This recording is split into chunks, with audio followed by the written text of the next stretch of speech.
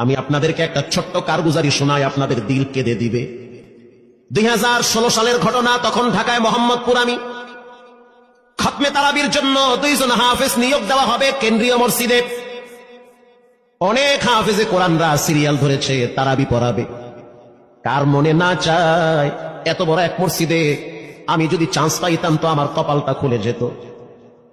শুক্রবার দিন সবাই দরখাস্ত রাখলো, ইন্টারভিউ শুরু হয়ে গেল। পরের জুমায় অসংখ্য ছাত্রদেরকে দেখছি খতমে তারাবির জন্য ইন্টারভিউ সিরিয়াল দিয়েছে। ইন দি মিন টাইমে মসজিদের বারান্দার দরওয়াজায় কে যেন নক করতেছে। খাদেম সাহেব আস্তে করে জালনা খুইলা উকি মাইরা দেখতেছে যে 2টা ছোট বাচ্চা বাহিরে দাঁড়িয়ে আছে, একেবারে অল্প বয়স। খাদেম প্রশ্ন করলো, তোমরা কারা, কেন আসছো? বলে, আমরা 2 জন আসছি খতমে তারাবির ইন্টারভিউ দেওয়ার জন্য। খাদেম সাহেব একবার পায়ের দিকে তাকায়, আবার জামার দিকে তাকায়, কারণ কথার সাথে বাহ্যিক সুরত মিলে না। অন্য অন্য ছাত্রদেরকে দেখছি কত উন্নত পোশাক পরে, গেটআপ কত সুন্দর করে ইন্টারভিউ দেওয়ার জন্য আসছে। আর এই 2 জনের দিকে তাকায় দেখলাম মনে হয় রাস্তায় ভিক্ষা করতে করতে আইছে, মানায় না, একেবারে গরিব।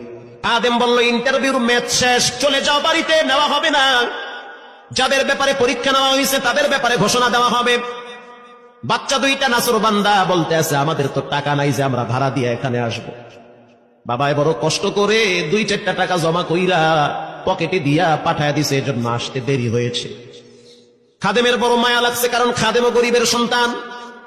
ভিতরে গিয়া মুয়াজ্জিন সাহেবের বলতে আছে, ও ভাই, বাহিরে 2টা বাচ্চা দাঁড়ায় আছে, ওরা নাকি হাফেজে কোরআন, কিন্তু দেখলে তো মানায় না। মুয়াজ্জিন সাহেব ধমক দিয়া বলতে আছে, কোনো সুযোগ নাই, তাড়ায় দাও। খাদেম গিয়া ইমামের কানে কানে বলতে আছে, হুজুর, বাহিরে 2টা বাচ্চা দাঁড়িয়ে আছে, চেহারার ভিতরে এত মায়া, কিন্তু বাহ্যিক সুরত মিলে না, ওরা নাকি কোরআনের হাফেজ। পাশেই তো রহমানিয়ার মুহাদ্দিস সাহেব বসা আছে, তিনি বলতে আছে, কি ব্যাপার, ফিসফিস করে আপনি কি বলতেছেন? বলে, হুজুর, বাহিরে 2টা বাচ্চা দাঁড়িয়ে আছে, তারা খতমে তারাবির ইন্টারভিউ দিতে চায়। মুহাদ্দিস সাহেব বলল, কোনো কথা নাই, আল্লাহর ঘরের দরওয়াজা খুলে দাও, এখানে কোনো পার্সিয়ালিটি চলবে না। আল্লাহর ঘরের দরওয়াজা সবার জন্য খুলে দেওয়া হবে, আসতে দাও, ভিতরে বসতে দাও। যদিও ওদেরকে দেখতে মানায় না, বংশগত তেমন মর্যাদা নাই, ভিতরে আল্লাহর কোরআন থাকার কারণে আমাদের উপরে ওয়াজিব হয়ে গেছে তাদেরকে সম্মান করা। এবার বাচ্চা 2টা বাহিরে উজুখানায় গিয়া সুন্দর করে উজু বানাইল। উজু বানাইয়া ভিতরে ঢুইকা আমি তাকায় দেখতেছি লঙ্গির এক মাথা নিচে আর এক মাথা উপরে, এতটাই ভয়াবহ অবস্থা। কিন্তু আজীব দৃশ্য, 2 জনের চেহারা একই রকম লাগে। 2 জনের চেহারা একই রকম লাগে, কে বড় কে ছোট বোঝা বড় কঠিন হয়ে গেছে। মুসলমান ভাইরা আমার, ইমাম সাহেব প্রশ্ন করলো, তোমরা 2 জনের বাড়ি কোথায়? বলে, আমরা নারায়ণগঞ্জে ভাড়া থাকি। বাড়ি কোথায়? বলে, আমাদের বাড়ি কুড়িগ্রামে। কুড়িগ্রাম থেকে ঢাকায় কেমনে আসছো? বলে, বাবায় ঢাকায় নিয়ে আসছে। কয় মাসে কোরআন শরীফ খতম করেছ? বলে, আমরা 2 জনে 11 মাসে 30 পারা কোরআন খতম করেছি।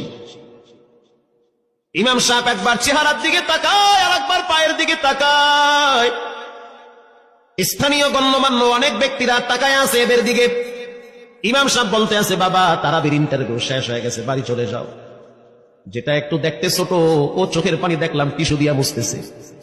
কেন কাঁদতেছ? বলে, আমরা গরিব, তার জন্য মনে হয় আমাদেরকে তাড়ায়া দিতেছে। আমরা জানতাম না ইন্টারভিউ তাড়াতাড়ি শেষ হয়ে যাবে, আসতে দেরি হয়েছে, কারণ আমাদের তো ভাড়া টাকা ছিল না, বাবায় কষ্ট করে কিছু টাকা দিয়েছে, সেটা দিয়ে এখানে আসছি। এবার মুহাদ্দিস সাহেব বলতে আছে, তাহলে একটা কাজ করো, তুমি কিছু তেলাওয়াত করে শোনাও। 2 জনেই উত্তর দিল যে, আমরা তেলাওয়াত করলে তো আর নিবেন না, আপনারা প্রশ্ন করেন, আমরা 2 জনে উত্তর দিব। আমি তো আশ্চর্য হয়ে গেলাম, জীবনে কত হাফেজ দেখছি, এরকম হাফেজ দেখি নাই। প্রশ্ন করবেন, আমি উত্তর দিব। বুঝতে পারলাম ভিতরের খবর কেউ না জানলেও একজন জানেন, তিনি হলেন কে?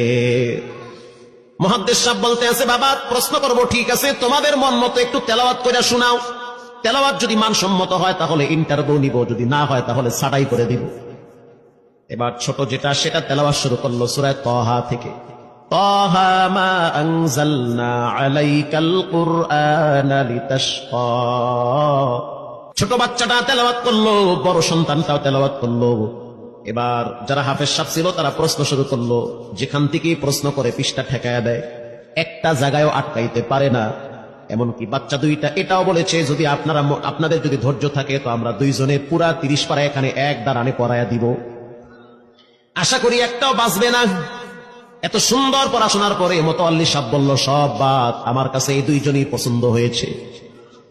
এই দুইজন রে মোতাল্লি সাহেব দাঁড়াইতে পারে না, হুইল চেহারে বসে থাকে, কাছে ডাইকা বুকের সাথে জড়ায় ধরছে আর বলতে আছে, আল্লাহ, এমন একটা সন্তান যদি আমার থাকতো জীবনটা ধন্য হয়ে যেত, আমার মৃত্যুর পরে একটু হইল তারা কোরআন তেলাওয়াত করতে পারত। নিয়োগ হয়ে গেল, তারাবি শুরু হয়ে গেছে। মোহাম্মদপুর থানায় গিয়ে খবর নিয়ে দেখেন অনেক পুলিশরা এই বাচ্চার পিছনে দাঁড়ায় দাঁড়ায় নামাজ পড়ে চোখের পানি ছেড়ে কেঁদেছে। শুধু তাই নয়, অনেক হিন্দু মহিলারা পর্যন্ত রাস্তায় হাঁটার সময় তেলাওয়াতের আওয়াজে দাঁড়ায় দাঁড়ায় কোরআন শ্রবণ করেছে। শুধু তাই নয়, অনেক বড় বড় ডাকাত, মাস্তান, সন্ত্রাস, কিশোর গ্যাংরা পর্যন্ত দাঁড়ায় দাঁড়ায় কোরআনের আওয়াজ শুনেছে। 17ই রমজান দেশে বদর দিবস, হাজার হাজার মুসল্লি দাঁড়িয়ে আছি। ইমাম সাহেব জানে না যে এরা দুইজনে আপন মায়ের পেটের ভাই হয়, এটা ইমামের জানা নাই। দুইজনে তারাবি চলতে আছে, চমৎকার পড়া, পিছনে শত শত মাওলানা মুফতি দাঁড়ায় থাকে।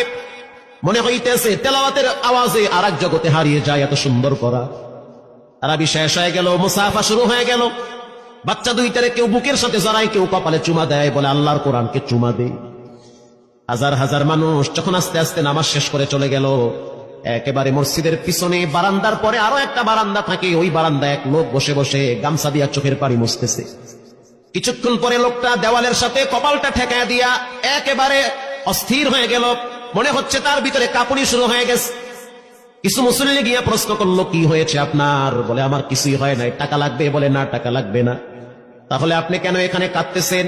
বলে আমি এমনি কাঁদতেছি, এটা কষ্টের কান্না না, এটা খুশির কান্না। এটা কষ্টের কান্না না, এটা খুশির কান্না, আনন্দর কান্না।